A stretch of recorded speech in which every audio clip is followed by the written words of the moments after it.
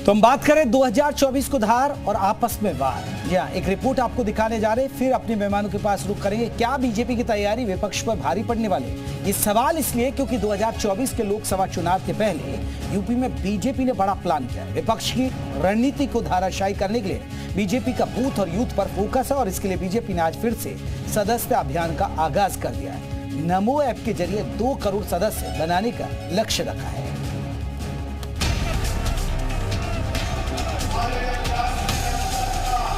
दिल्ली की सत्ता तक जाने वाला रास्ता उत्तर प्रदेश से ही होकर गुजरता है। लोकसभा चुनाव में उत्तर प्रदेश देश की दिशा तय करता है, क्योंकि सूबे में 80 लोकसभा सीटें हैं। 2014 की अपेक्षा 2019 के चुनाव में बीजेपी को कम सीटें मिली, पर 2024 में बीजेपी ने सूबे की सभी 80 सीटें जीतने का टारगेट तय किया है। बीजेपी देश की सत्ता पर लगातार तीसरी बार काबिज होने और यूपी के लक्ष्य को हासिल करने के लिए किसी तरह का कोई भी सियासी रिस्क लेना नहीं चाहती। ऐसे में बीजेपी ने एक बार फिर से संगठन मजबूती पर ध्यान देना शुरू कर दिया है। पार्टी की तरफ से विकसित भारत संकल्प यात्रा समेत कई कार्यक्रम जनता को बीजेपी से जोड़ने के लिए चलाए जा रहे हैं। इस सब के बीच गुरुवार से प्रदेश में पार्टी का विशेष सदस्यता अभियान भी शुरू हो चुका है। इस सदस्यता अभियान के जरिए पार्टी 2 करोड़ सदस्यों को जोड़ने का काम करेगी।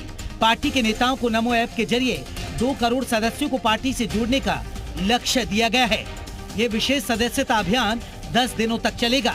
भारतीय जनता पार्टी विकसित भारत संकल्प यात्रा निकाल रही है, लोगों को सरकार की योजनाओं से भागीदार बना रही है। उसी तरह की एक योजना कि लोग नमो ऐप के माध्यम से भारतीय जनता पार्टी नए सदस्यों को भारतीय जनता पार्टी से जोड़ने का कार्य कर रही है। भारतीय जनता पार्टी इस चीज़ में विश्वास करती है कि विश्वास, विकास और प्रयास, जहाँ जहाँ भारतीय जनता पार्टी की सरकार है वहाँ विकास के कार्य करें, विश्वास दिलाएं।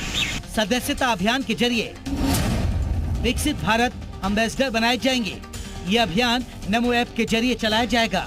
इस अभियान के जरिए उन लाभार्थियों को शामिल किया जाएगा जो योजनाओं से लाभान्वित हुए हैं।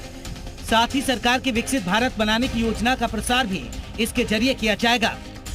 पार्टी सूत्रों के मुताबिक पार्टी हाईकमान की तरफ से सभी सांसदों को उनके क्षेत्र में 20-20 हजार नए सदस्य बनाने का टारगेट दिया गया है।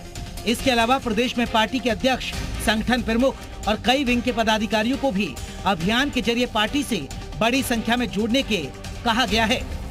आपको बता दें कि लोकसभा चुनाव से पहले बीजेपी मिशन मोड में है। राज्यों में जीत के बाद पार्टी का आत्मविश्वास और बढ़ा है, जिसे लेकर वो जनता के बीच जा रही है। ब्यूरो रिपोर्ट, जी मीडिया। चलिए, तमाम मेहमान जुड़े। अशोक पांडे जी, क्या बीजेपी जिस तरह अभी 3 राज्यों में पटकने दी है, लोकसभा में ऐसी पटकनी देगी विपक्ष को? निश्चित पटकनी देगी। और सबसे बड़ी बात यह है कि हम सबका साथ सबका विकास में लगे हैं, ये लोग आपस में लड़के विनाश में लगे हैं। और सबसे बड़ी बात है, हमने अंतिम आदमी तक योजनाओं को पहुंचाया है। आज हम जो नए मतदाता बढ़ाने का काम कर रहे हैं गली मोहल्ले चौबारे में, उसके बाद हमारा ये नमो ऐप से लगभग करोड़ों लोगों को जोड़ने का हमारी प्लानिंग है। निश्चित तौर पे आपको बता दें कि तैयारी में हम इन लोगों से 100 गुना ज्यादा है इन ठगबंधन से, और ये तय है कि हम 80 की 80 सीटें जीतेंगे। ठीक है भाई साहब, सुना आपने, ठगबंधन है ये सिर्फ फुटबॉल चल रहा है, वो अपने मिशन 80 की तैयारी कर रहे हैं।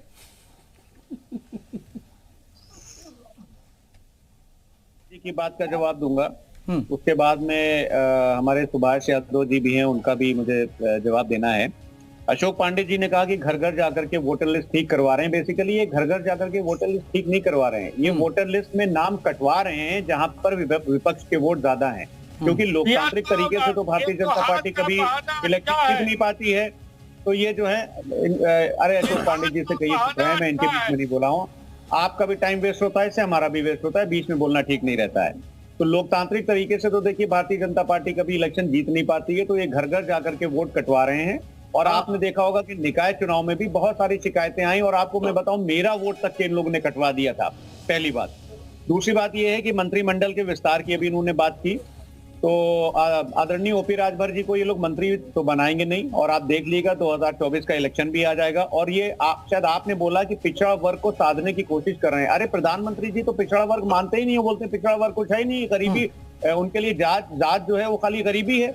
एक तरफ अमित शाह जी तेलंगाना में जाकर के छाती पीट पीट करके बोलते हैं कि अगर उनके वहां सरकार आ गई तो पिछड़ा वर्ग से मुख्यमंत्री बना देंगे, और प्रधानमंत्री जी उस बात को नकारते हैं कि पिछड़ा वर्ग कुछ होता ही नहीं है, गरीबी जो है वो खाली एक जात है। तो कहने का मतलब ये है कि जिस स्टेट में इनको पता था कि ये दहाई के आंकड़े में भी नहीं आएंगे, वहां पर तो ये पिछड़ा मुख्यमंत्री बना रहे थे। और प्रधानमंत्री पांडे जी सवाल किदवई साहब जल्दी से, और भी मेहमान है, पांडे जी जवाब दीजिए जल्दी से किदवई साहब की बात देखिए, इन लोगों के पास हार का बहाना अच्छा, ये कोई काम नहीं करते, ट्वीट करते हैं, जनता के साथ ट्वीट करते हैं। और सबसे बड़ी बात है, इनके पास बहाना है, तेलंगाना में जीते वहां लोकतंत्र विजयी रहा, लेकिन जहां हम जीत गए वहां लोकतंत्र की हत्या हो गई। अरे आज उससे ऊपर निकलो, उससे ऊपर निकलो। आप पार्टी ने 214 जगह लड़ाया था और 211 में जमानत जब्त हुई है। मेरा कहना है ये लोग दिवा स्वप्न में जी रहे हैं और भारतीय जनता पार्टी जनता के दुख दर्द को जी रही है, यही अंतर है। ठीक है, सुभाष चंद्र जी पांडे जी आप थोड़ा पीछे बैठिए अपने कैमरे से, क्योंकि आप बहुत वो हो रहे हैं। हाँ सुभाष जी जल्दी से, ये कह रहे हैं कि देखिए गुमराह कर रहे ओपी राजभर को बीजेपी वाले। देखिए गुमराह कौन कर रहा कौन नहीं कर रहा, लेकिन मैं समझता हूं कि समाजवादी पार्टी पूरे उत्तर प्रदेश की जनता को गुमराह करने का प्रयास कर रही है। मंत्री बनना न बनना यह अलग चीज आ जाती है। बात यहां पे अगर 2024 को लेकर तैयारी की बात हो रही तो मुझे समझ में नहीं आता 2024 के ऊपर ये बात क्यों नहीं करते। गठबंधन की जब बात आती है तो इन्होंने जो ठगों का ठगबंधन तैयार किया उसके ऊपर क्यों नहीं बात करते। इनको सिर्फ और सिर्फ हनुमान चालीसा की जगह इनको ओम प्रकाश राजभर चालीसा ही पढ़ने की इतनी उत्सुकता क्यों रहती है। जो मुद्दा है उस मुद्दे पे फराज भाई को बोलना चाहिए। आपके दिन रात लगता है कि हमेशा दिन में रात में सपने में हमेशा माननीय ओम प्रकाश राजभर जी आते हैं। अरे मुद्दों की बात करिए, और आपके मुंह से पिछड़ों की हक की बात तो बिल्कुल भी अच्छी नहीं रहती, क्योंकि सबसे ज्यादा विरोध और सबसे ज्यादा नुकसान पिछड़ों का अगर किसी ने किया है तो समाजवादी पार्टी ने किया है, दलितों का नुकसान किसी ने सबसे ज्यादा किया है तो समाजवादी पार्टी ने किया है। तो फराज भैया आप इस प्रकार की बातें कर रहे हैं, विधानसभा में तो आप मिलकर लड़ लिए, पे बात करिए, तब आपको 24 पे बात करिए, तब आपको चिंता क्यों नहीं है, तब ये बात समझ में क्यों नहीं आ रही। 20 सेकंड दे दिएगा मुझे जेपी जी, सिर्फ 20 सेकंड दे दिएगा। हाँ मैं दूंगा। जयप्रकाश भैया जब 2022 के चुनाव के अंदर हमने गठबंधन किया, जिन मुद्दों को लेकर गठबंधन किया, आप मुझे बताइए, सवाल इनसे भी पूछिएगा। हम लोग पिछड़ों की राजनीति करते हैं, हम लोग अल्पसंख्यकों की राजनीति करते हैं, हम लोग दलितों की राजनीति करते हैं, लेकिन जिस प्रकार उनको हिस्सेदारी देने की जब बारी आई थी 403 विधानसभा के अंदर, डाटा उठा के देख लीजिएगा इन्होंने कितने पिछड़े लोगों को टिकट दिया था। साहब जवाब दीजिएगा जल्दी से, फिर मुझे प्रियंका जी के पास भी जाना, रोहित जी से भी जवाब लेना। जब दलितों की है तो उनको टिकट देने से आपने वंचित क्यों करके रखा। ठीक है सुभाष जी जवाब ले लूं, सुभाष जी जवाब ले लूं मैं। जेपी जी मेरी खाली एक सलाह है सुभाष चंद्र यादव जी को, देखिए ओपी राजभर जी पिछड़ों के नेता हैं और उनका पूरा सम्मान है। उसी सम्मान के रहते मैं बोल रहा हूं कि ये इंडिया गठबंधन को ठगबंधन वगैरह ना करें, क्योंकि ये लुढ़क करके फिर से इधर आने वाले हैं और फिर से पलटी मारने वाले हैं, तो बाद में इनको एम्बेरसमेंट होगा। तो ऐसी बातें ना करें, ये भारतीय जनता पार्टी को छोड़ देंगे। आप कहीं लिख लीजिए जेपी जी कि ओम प्रकाश राजभर जी 2024 के चुनाव से पहले इंडिया। सर आज कैबिनेट की चर्चाएं, आज दिल्ली में सुगबुगाहट हो रही है, आज कैबिनेट की चर्चाएं हो रही हैं। मध्य प्रदेश के चुनाव के अंदर अखिलेश चिरकुट नेता के बयानों तक चल जाते हैं, इतनी भाषा का स्तर गिर जाता है, उसके बावजूद आप लोग सोचते हैं कि इंडिया गठबंधन के अंदर कांग्रेस को शामिल कर लेंगे, तो पलटी मारने वाली जो मिसाल आप लोग खुद पेश कर रहे हैं। ठीक, ये प्रियंका जी सबसे बड़ी बात है कि 3 राज्यों में आपको देखिए हार मिली और बीजेपी का मनोबल कहीं ना कहीं बढ़ा है, और देखिए उनके सहयोगी दल सुभाष जी भी खूब उछल भी रहे, जोश के साथ आप लोगों को घेर भी रहे। फिर लोकसभा में आप लोगों की पट नहीं रही है। देखिए अब आरएलडी भी आप पर सवाल उठा रही है, सपा भी सवाल उठा रही है, तो मैम आपको नहीं लग रहा है कि आप लोग टक्कर नहीं ले पाएंगे बीजेपी से फिर इस तरीके से? तो एंकर महोदय आपने जितना समय उम्मीद करती हूँ सबको दिया है, मुझे आपको ही दूंगा अपने। हाँ मैं ये पूछना चाहती हूँ, ये गठबंधन क्या है, सिर्फ उत्तर प्रदेश में होना है क्या? मध्य प्रदेश में नहीं होना, राजस्थान में नहीं होना, छत्तीसगढ़ में नहीं होना, 80 सीटें। अरे और कहते हैं दिल्ली का रास्ता यहीं से गुजरता है। तो पूरे देश में होना है ना, तो फिर बात तो पूरे देश की होगी ना। अब आप सिर्फ 80 सीटों की बात नहीं करें, सारी लोकसभा सीटों की बात होगी, और वो यहाँ बैठ के डिबेट में डिसाइड नहीं हो जाएगा कि 2 सीटें आप हमें दे देंगे, या हम आपको कितनी सीटें मध्य प्रदेश में दे देंगे, या हम छत्तीसगढ़ में दे देंगे, या हम राजस्थान में दे देंगे। तो ये मुद्दा नहीं है। मुद्दा ये है कि आज 2 करोड़ रोजगार ना देने के बाद, जुमला बताने के बाद, उन 2 करोड़ लोगों को झुंझुना पकड़ाया जा रहा है, उनको सदस्यता अभियान से जोड़ा जा रहा है। बेरोजगारी का ये आलम है। आप ये देखें कि 2 करोड़ लोगों को ये तो आपने कर दिया ना मैम, अब यही तो बात हो रही है ना। फिर वो आपने झुंझुना पकड़ा दिया सपा वालों को वहां मध्य प्रदेश में सीटों के नाम पे। 80 करोड़ लोगों को ये फ्री राशन बांट रहे हैं, तब वो फ्री बीज नहीं होती। अब वहाँ लाडली बहन योजना जो चला रहे हैं, उत्तर प्रदेश की बहनों ने क्या किया आपके साथ? जो आप वहां 450 का सिलेंडर दे रहे हैं, उत्तर प्रदेश में क्यों नहीं दे पा रहे? कोई स्कीम राष्ट्रीय है आपके पास? क्या चुनाव देखते हो बदल जाते हैं आप, इधर से उधर पलट जाते हैं आप? और कुछ पलटू तो यहाँ बैठे ही हुए हैं जिनको पलटने में टाइम नहीं लगता, जहां सत्ता होगी वहां पलट जाएंगे। आज जो यहाँ बीजेपी का बखान बखेर रहे हैं, उसके बाद वो उठा के कांग्रेस का बुक करने लगे। तो देखिए, समय बदलते ढेर नहीं रहता, और ये राजनीति है, इसमें कुछ भी प्रेडिक्टेड नहीं होता। 24 का चुनाव दम से लड़ा जाएगा और देखिएगा बराबरी की टक्कर रहेगी, मुद्दों का चुनाव होगा। क्या दिया आपने महिलाओं को? आप बताइए ना, जाके बनारस में हर छठे दिन महिला अपराध हो रहा है, कौन रोक पा रहा है? महिला अपराध कहाँ पहुंच गया उत्तर प्रदेश में, आपको पता है? ठीक, पूरे देश में बढ़ता चला जा रहा है। पांडे जी जवाब दीजिए जरा प्रियंका जी का, फिर मैं रोहित जी से एक सवाल लूंगा जी। देखिए, ये लोग खाली दिग्भ्रमित करने का काम करते हैं, अपने हाल पर समीक्षा नहीं करेंगे, बता देंगे कि बेईमानी हुई है, लोकतंत्र हारा है। मेरा ये मानना है, कांग्रेस उत्तर प्रदेश में 2 सीट लायक भी नहीं है। अखिलेश यादव के प्रवक्ता जो बच्चे हैं नहीं चाहिए, क्योंकि राहुल गांधी स्वयं हारे हैं। नहीं है आपके पास बेरोजगारी का आलम क्या कर रखा है आपने? जवाब नहीं है। आज फ्री मील की बदौलत आप इलेक्शन लड़ रहे हैं। अरे प्रियंका जी, बेरोजगारी ये सब मसले अभी आप उठा के ही तो आए मध्य प्रदेश, छत्तीसगढ़ और राजस्थान में। छत्तीसगढ़ में ठीक है आपने रोजगार दे दिए होंगे तो फिर भी आपको नकार दिया, राजस्थान में आपने रोजगार दे दिए होंगे तो आपको नकार दिया। उत्तर प्रदेश में हारे हैं, यूपी में राहुल गांधी हारे हैं और सोनिया जी खाली जीती है। इस बात से भी हरा देंगे। चले, मैं लौट रहा हूँ रोहित अग्रवाल साहब, माफी चाहूंगा बहुत देर से आप इंतजार कर रहे हैं। रोहित साहब, आपको लग रहा है कि इस तरीके से आप लड़ रहे हैं, देखिए अभी तो सपा, आरएलडी, कांग्रेस सबकी अभी राय जुदा है, आप मानिए मत मानिए, ठीक है आप लोग कह रहे हैं कि सब ऑल इज वेल हो जाएगा, लेकिन अभी तो राय जुदा नजर आ रही है। सर, ऐसे आप एनडीए का मुकाबला कर पाएंगे? नहीं, देखिए जिस तरीके से भारतीय जनता पार्टी ने इन 5 राज्यों के अंदर जनता को ठगने का काम किया है, जनता देख रही है। आप देखिए राजस्थान के अंदर क्या हालत है, राजस्थान के अंदर अराजकता कितनी बढ़ गई इनके जीतते ही, और स्थिति यह कि ये मुख्यमंत्री नहीं दे पा रहे हैं। जनता ने इनको चुन के भेज दिया और उसके बाद भी वहां पे मुख्यमंत्री नहीं दे पा रहे हैं। वहां पे सिर्फ फटव्वल हो रहा है भारतीय जनता पार्टी के अंदर कि किसको मुख्यमंत्री बनाएंगे। तो ऐसी स्थिति में जनता भी समझ रही है कि भारतीय जनता पार्टी सिर्फ कुर्सी के लिए राजनीति कर रही है और भारतीय जनता पार्टी के पास कोई मुद्दे नहीं है राजनीति करने के लिए। आज स्थिति ये हो चुकी है कि जनता पूछ रही है कि 450 का सिलेंडर का जो आपने राजस्थान में वादा किया है, उत्तर प्रदेश की जनता को क्यों नहीं देते हो भाई? उत्तर प्रदेश के अंदर तो आपको पूर्ण बहुमत की सरकार दूसरी बार दी है जनता ने, तो यहां की जनता के साथ ऐसा कौन सा गलती हो गई जनता से जो आप वहां पे 450 रुपए सिलेंडर उत्तर प्रदेश के अंदर जनता को नहीं दोगे? आप खाली जहां जहां चुनावी राज्य होंगे वहां पे नए नए जुमले लेके आओगे, वहां पे खाली बांटोगे, और राजस्थान में भी कब दोगे 450 रुपए में सिलेंडर? तो देखिए भारतीय जनता पार्टी के नेता स्वयं कहते थे कि ये 5 राज्यों के चुनाव के जो नतीजे कांग्रेस वाले दे तो रहे थे सर, ये जीतेंगे, कहते थे कि क्या कांग्रेस वाले नहीं दे रहे थे? प्रियंका जी, आप नहीं दे रहे थे क्या राजस्थान में? नहीं, तो उनकी तो सरकार यूपी में नहीं है ना, कांग्रेस की सरकार। अभी राजस्थान में दे रहे थे ना, अभी कांग्रेस वाले से पूछ तो ले कि दे भी रहे थे नहीं? सिलेंडर दे रहे थे, हाँ बिल्कुल दे रहे थे। जहां जहां कांग्रेस की सरकार है वहां सब जगह 500 रुपए में मिल रहा था ना।